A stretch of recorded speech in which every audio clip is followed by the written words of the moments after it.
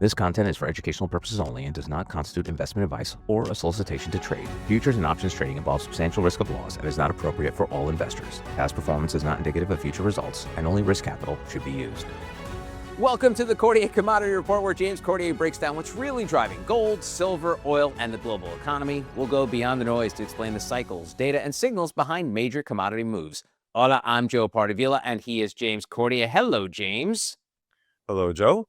Best day of the year so far today. Pretty thrilled about that.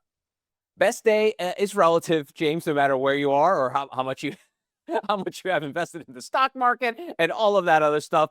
But James, I know you famously say you are Switzerland when it comes to politics, and I've for a long time have said it is impossible to talk about anything without politics getting involved, whether it's football, entertainment, the stock market, and now commodities. And for decades, leaders have optimized for the next election cycle. They're always thinking about and we've talked about midterms are coming up.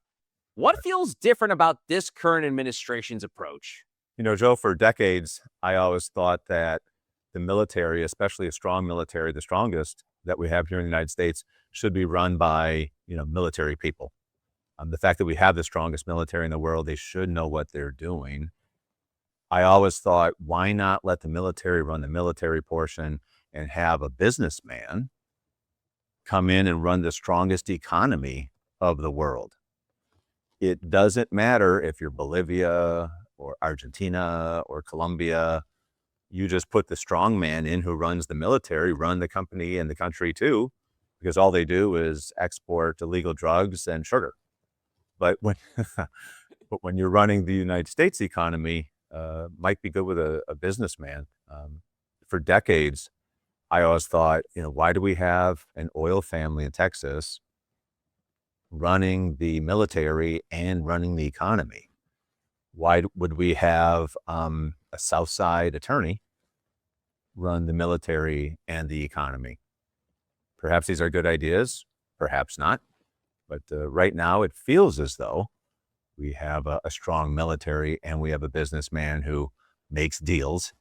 And perhaps we'll see how this works out again this time around.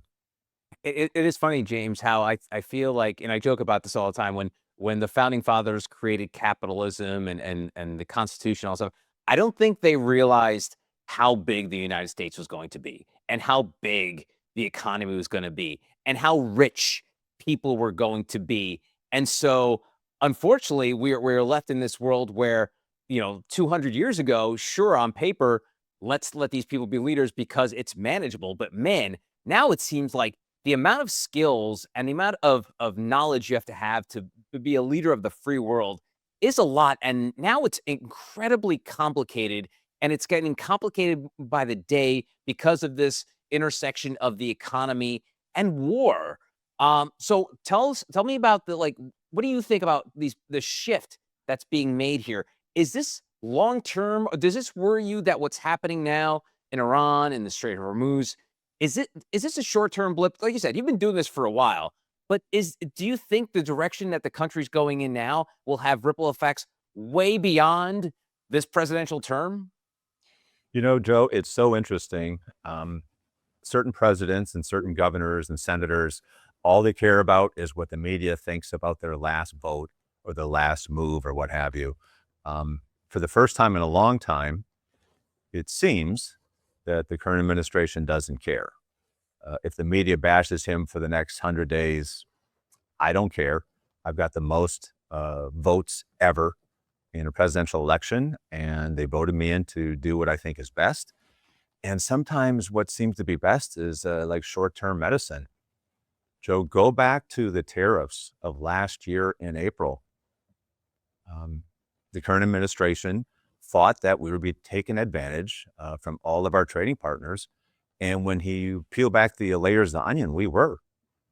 And he just said, no more. We're just not going to do this anymore.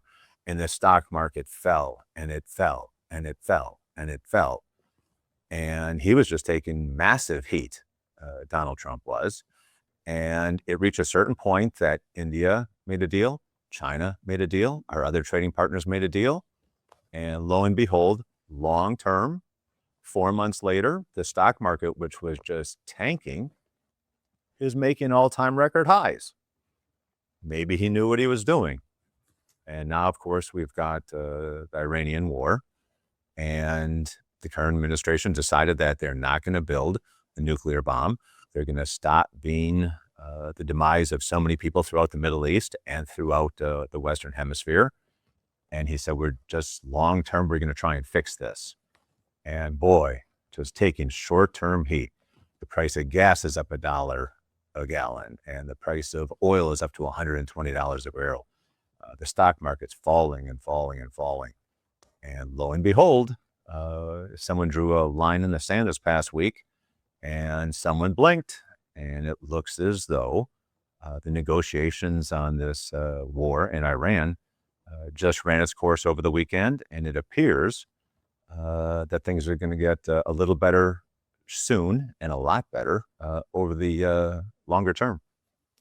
When you talk about this short term, long term, we joked last week about the sheep following the herd and and not like you talk about following the basics. When stuff like this happens, where it's almost like you don't want to say it's a crapshoot, but like when you're in the market and there are these short term moves that are probably going to affect the long term, how do you feel like the market is reacting to what's happening? Like just in a non-political point of view here, what do you think is is the market reacting correctly to what's actually happening in Iran, or is it an overcorrection? We've often joke about overcorrections, but like, what do you think about the market right now in terms of how they are being affected by the decisions made by the current administration? On a short-term basis, there's a lot of mistakes being made right now. We were watching a volume on stocks and indices on Friday, and it had the largest volume day since COVID. Selling, put buying, which is fear, buying puts, buying protection against your stock position. It was also the largest on Friday since COVID. You just have to understand that the decisions being made right now, economically and throughout the Middle East, they're long-term suggestions. And so few people that are investing right now, Joe, have never seen this long-term ideas. It's what is this stock or that stock? What did they do last Thursday and on Friday? Well, hell, it touched the 200-day moving average. It's like, oh shit, the world's coming to an end. People don't understand long-term analysis.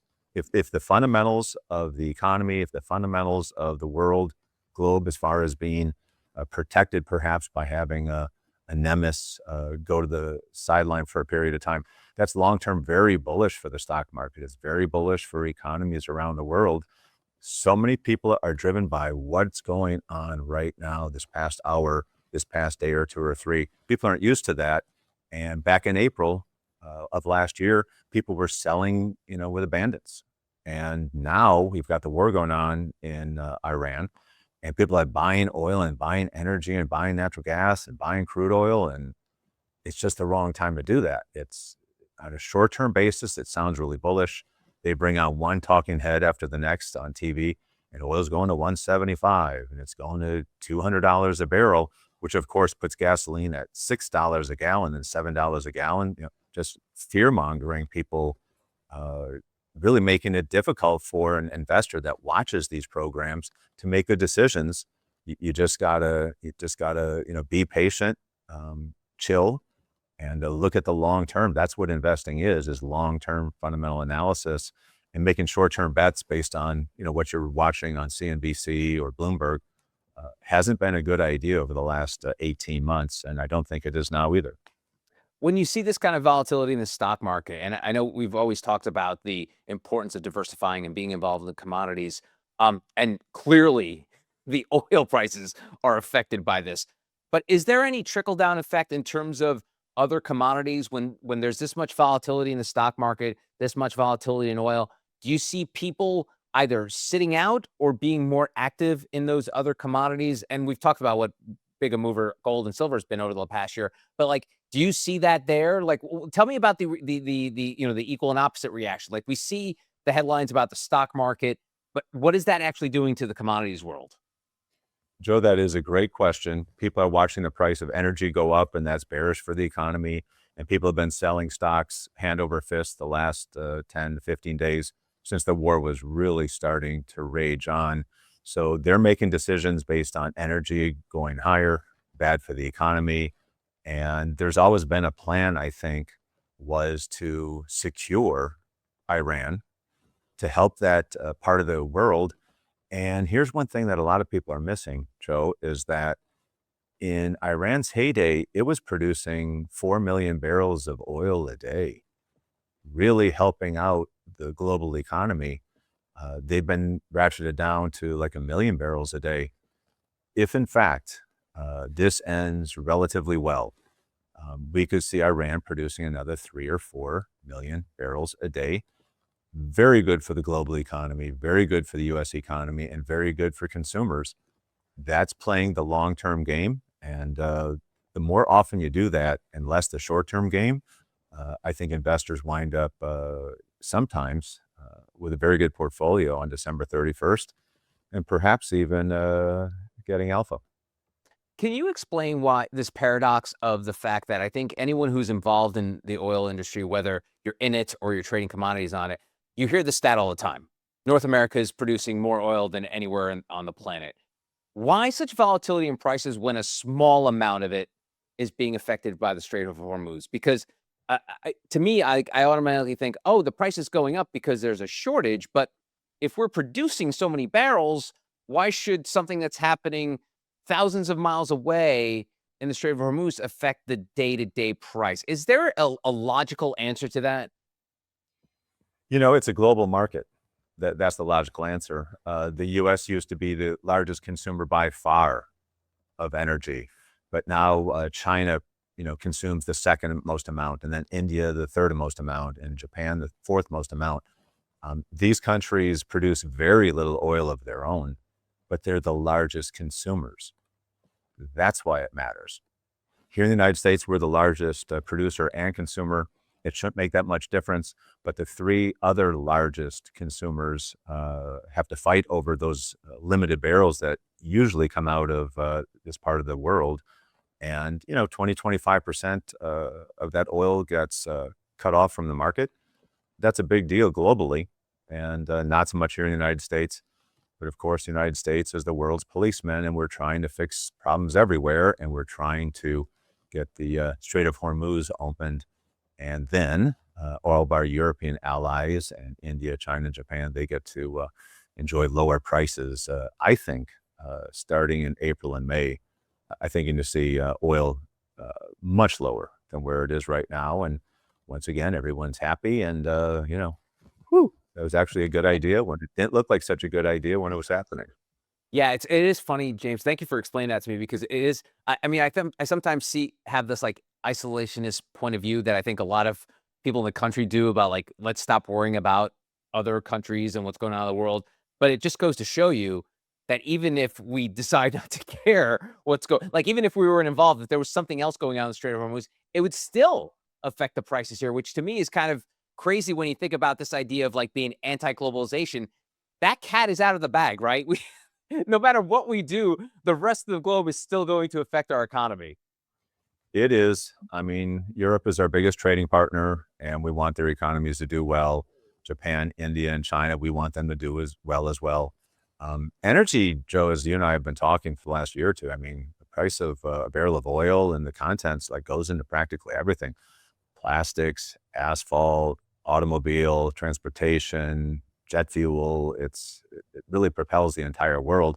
As much as everyone would love to just, attach the ability to use electricity and like run their car and run their house and run everything, that'd be great, but we're not there yet. So in the meantime, watching the price of a barrel of oil is very important for everyone.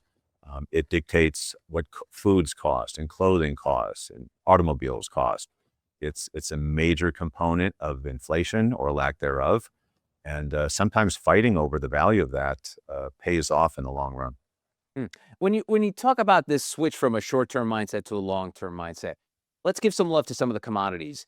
if you are a long-term person and not so affected by what's happening in the headlines when you flip on CNBC, which commodities stand to benefit the most from having a long-term mindset when it comes to approaching investments? Joe, a perfect example is what did just happen to energy prices here the past 3 weeks.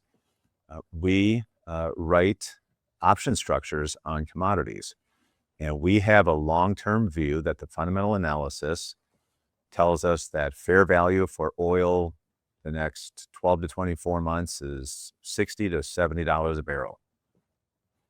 When you have this large spike and all this fear that develops that happened in the last 2 weeks, investors, banks, individuals are buying call options at $200 and $250 a barrel.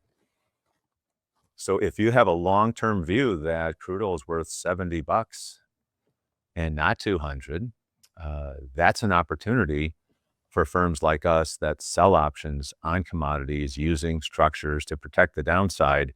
But oil's not worth $225 a barrel; it's worth about 70, and that is how you create alpha in an alternative investment versus just buying stocks and holding. We've often joked about how long you've been doing this, James, and you talked about how the way you consider how leadership has changed over the course of your career in terms of the White House. But are we entering a new cycle where government policy drives demand more than traditional market forces, like the things we talked about in the past? Weather, supply and demand. Have we just gotten to a point where the governments, whether it's the states or anywhere else across the globe, that they are putting more of a thumb on the scale of the economies around the globe, as opposed to what normally it would be? The things we've talked about, dry seasons, wet seasons, shortages. Is this a new era now where we're at, where the governments are now going to drive these prices more than ever before? Actually, I don't think so. Okay. We've just never seen anyone try and take control on a short-term basis and try and do what he or she thinks is a good idea. So often, administrations and people in power are so worried about the short-term effects and what the media thinks about them and the next election. When you're talking about 350 million people in the United States with the biggest pocketbooks in the world, you've got 1.2 or 1.3 billion people in India and China. The demand from all these individuals in the population, that's what dictates the economy. That's what dictates the price of, a paperclip, as Gordon Gekko used to say in Wall Street, the price of corn or a pound of copper. It's dictated by world demand of the billions of people with dollars and yen and wands, and they vote. And that's what determines, the price of, different commodities and if the stock market's going to go up or not. And having a business outlook on things, I think, is going to turn out to be very prosperous for the world economy. And while we're not involved with the stock market, we don't predict whether it's going up or down.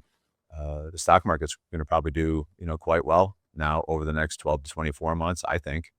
And what we do is we don't try and advise someone to not be in the stock market. We don't simply do that. What we do is an alternative to being, buy and hold in equities with a portion of a portfolio, so that you're not just in one investment.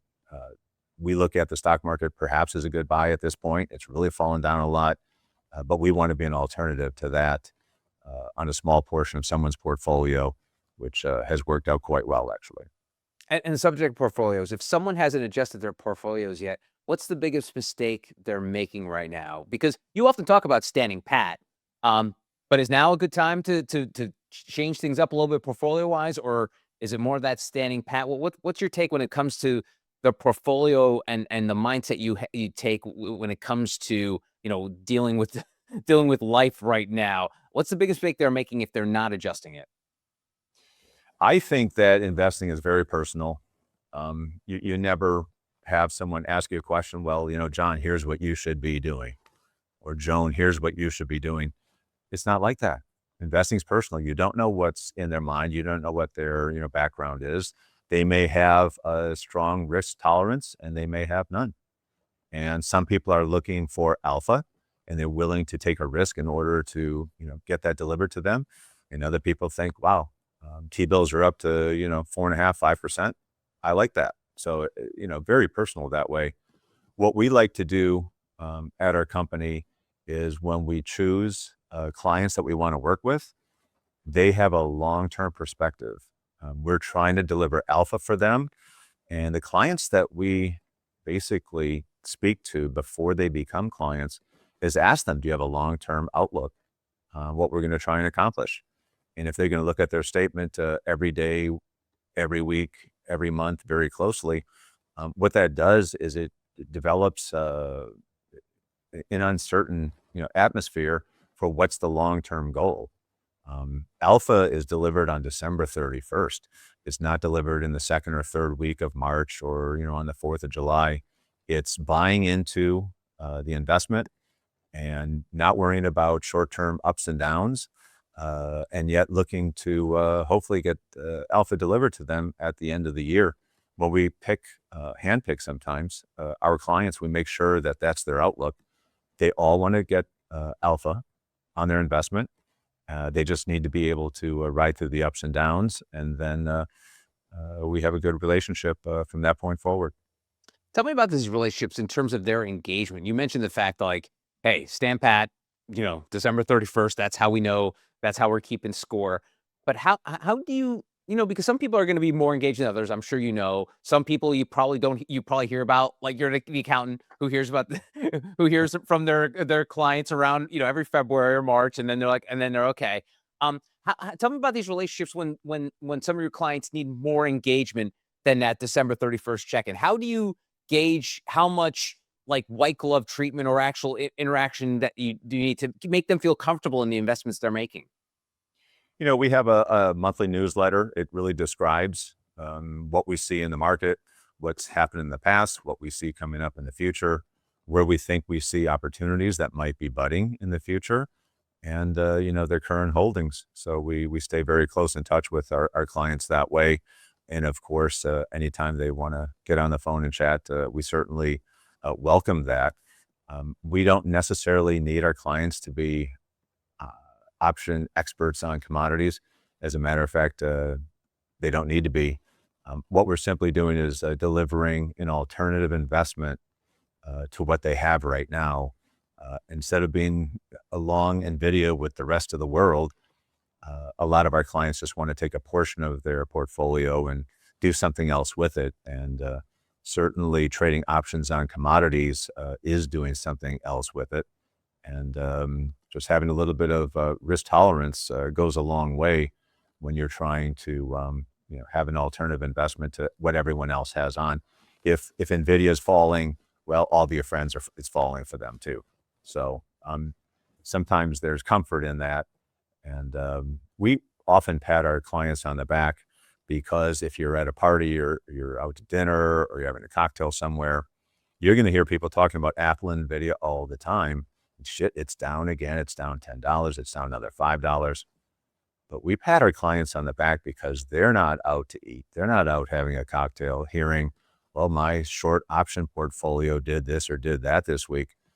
Our clients have a little bit of fortitude, intestinal that is, and sometimes that pays off. What's it like when you do have a client that needs a little more handholding? The monthly check-in just does not work for them. They need a little more than that. Does it happen? Is it uncommon, more common? Tell me about that relationship with folks. Because again, not everyone's going to be created equal. Not everyone's going to just love that monthly check-in. Some people may want some more hand-holding. Tell me about you deal with those scenarios. Joe, optionspreaders.com is a boutique. We're not Ken Fisher. We're not Charles Schwab. We don't have and won't have thousands and thousands of clients. We're a boutique. We know our clients by name. Sometimes when they call in, our girl, Crystal, answering the phone, thank you so much, doing such a great job. She knows people, by their first name, even though she calls them Mr. Jones or Mr. Smith. She knows who they are, and they know her. And, we're available all the time to discuss portfolios and what we see going on in the market. we'll always be available to do just that. And we really like that. It's our clients, we don't consider a number. The only number that we care about them, again, is creating alpha at the end of the year. But we know all of our clients extremely well. And I don't think we'll ever get too big that we don't. And we like it that way. That's awesome. Great here. I can't let you go this week without talking about the media's relation to the economy and the way they're covering it. You, as much as you love the media, you're also very critical. What's your feeling? Give me a vibe check in terms of how the media, business media, obviously, is covering the conflict in Iran and the roller coaster on the markets. Tell me about what's your take recently and how they're covering it. There's two takes. One take is that's what gets your clients to call.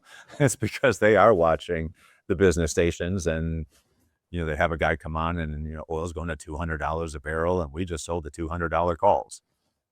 So the media will sometimes cause some of our clients to call in, but what the media does that's valuable to us is they help create low-hanging fruit, because the fear that they help develop is what allows us to, write option structures at these levels, because people are basically buying fear.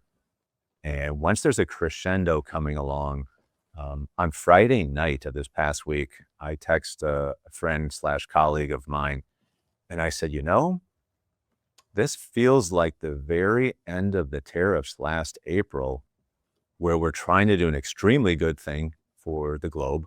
We're trying to do an extremely good thing for peace and for economies around the world, but it feels like the collateral damage is just getting to be a little bit too much. And I mentioned to him on Friday night that I think this is about to wind down. And sure enough, on Monday, this morning, it did wind down. And, peace, I think, is going to be breaking out here in the next 5 to 10 days. And this is going to hopefully turn out to be a good exercise that the United States and its allies did. Excellent. All right. So wrap things up. We've given a lot of love to oil and energy and all that jazz. Any other commodities we should point out here the week of March 23rd? Anything you're seeing out there that you like the way it's heading? Things on track? I know the weather has not been crazy around the planet, which is really weird. I know in the commodity world has been pretty steady. Anything you want to point out before we sign off this week? We definitely do. There's been a big rush to get into the safety that is the U.S. dollar ever since the war started, and that has put downward pressure on precious metals. Silver's, cut in half. It reached $120 an ounce earlier this year. It's down into the 60s. We think that's a bargain. The gold market is in the low to mid 4,000s. We think that's a bargain. So copper, we think, is a good buy right now. So it's just ebbs and flows. You had a very strong U.S. dollar during this conflict. Perhaps it's winding down. I don't have a crystal ball, but perhaps it is. That might spell the top in the U.S. dollar and the bottom in precious metals. We see put premiums in silver at around $30 and $35 an ounce, which is very attractive. And that's what we're going to be putting to work this week and next, is put structures far below the price of gold and far below the price of silver. Gives us some wiggle room if we're not hitting the low just right. But silver in the 60s, if it got down to 50, boy, I really love that. But going long by selling put structures in the 30s, I think is going to be a really good bet later this year. Nice. I love that we ended on a high note, James. I know we navigated dark waters, but we're ending on a high note, talking about how good silver and gold is looking. So that's awesome. Folks want to connect with you, they could go to jamescordier.com or go to CordierCommodityReport.com. James, as always, it's always a pleasure. Hopefully by this time next week when we chat, everything in Iran is settled. The oil prices dipped to below 100. And I feel the optimism come out of you, James. I feel like you think that's the way we're heading. You got to call them the way you see them, like my mom used to say, and that has stuck with me, and that's what I'll always do. Awesome. James, I'll see you next time. Thanks, Joe. We hope you found this discussion informative. This content is for educational purposes only and does not constitute investment advice or a solicitation to trade. Futures and options trading involves substantial risk of loss and is not appropriate for all investors. Past performance is not indicative of future results, and only risk capital should be used.